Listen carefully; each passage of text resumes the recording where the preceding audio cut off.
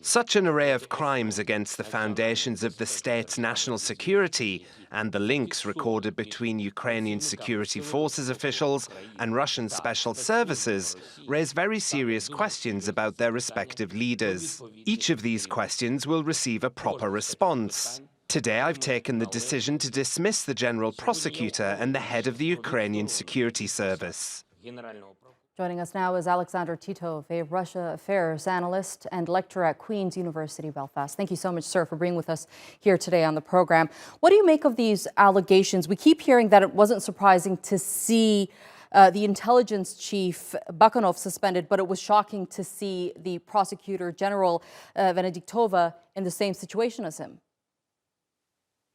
Well, I think you have to kind of perhaps look at kind of wider implications and ins and outs of Ukrainian politics within this context. I mean, one thing is for sure that it was in the south, in Kherson and South Zaporozhye regions where the Russian invasion had a kind of spectacular success, basically taking over very large amounts of territory with no opposition whatsoever, virtually.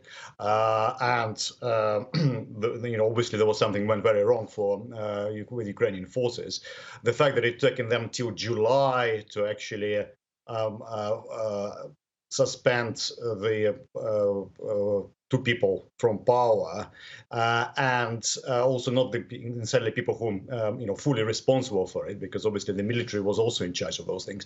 To me, it indicates there is issues of kind of power struggle within the circle immediately around Zelenskyy. So lots of people mentioning Andrei Yermak, the head of the presidential office, who has been at loggerheads with Bakanov, the head of the security services, who is also happens to be a childhood friend of president with absolutely no security experience at all until he was appointed to this position when Zelenskyy was elected. So yeah, I would kind of I would personally tend to look at it in terms of internal power struggles within Zelensky's circle rather than anything more revelatory than that.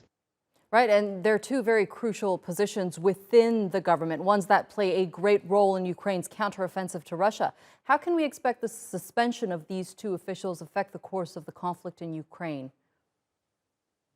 Well, I think, first of all, the security services of SBU, they have clearly kind of very important role in a sense of both intelligence gathering and also, I'd imagine, also, assassination of pro-Russian activists or officials in occupied territories and so forth and so forth.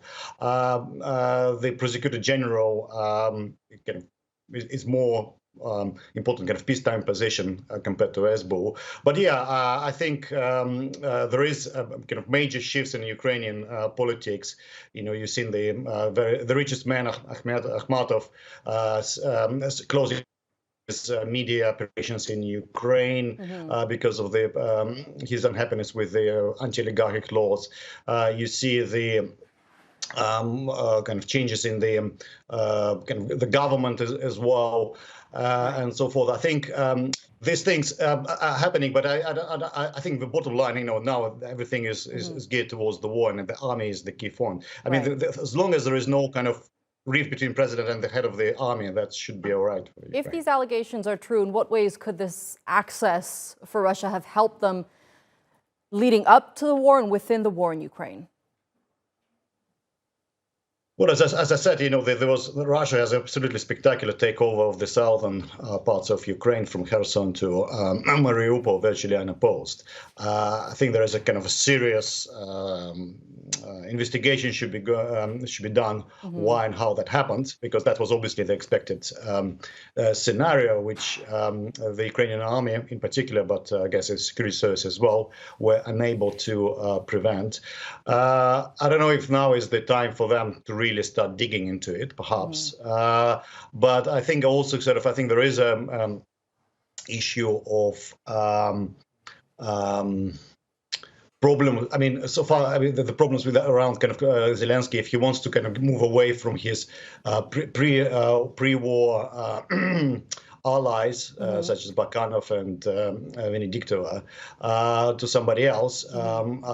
That's obviously a legitimate way of doing it, but whether he can able to persevere with his with all his close allies is another thing. But yeah, I wouldn't take everything at face value. I think there is kind of some kind of undercurrents going on in Ukrainian politics. Right. There are investigations underway at this very moment, and we're keeping a close eye on that. Alexander Titov, thank you so much for joining us here on the NewsHour.